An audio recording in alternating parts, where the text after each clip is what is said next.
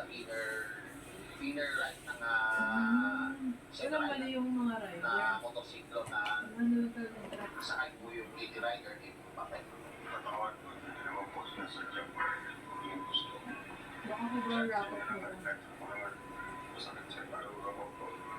Kumahalag yun, kumaismas mo talaga yun. Ayon pa sa pulisya, hindi naman nakainom ang truck driver pero sumailalim na siya sa drug test at hinihintay na lang nila ang resulta nito. Tumanggi namang pumarap sa kamera ang pamilya ng nasabing biktima. Nasa kustudiyan ng Police ang driver na nakaharap sa patong-patong na kasong reckless imprudence resulting in homicide, multiple physical injuries at multiple damage to properties. Dinala na rin ang truck sa impounding area. Dina Quadra, ABS News.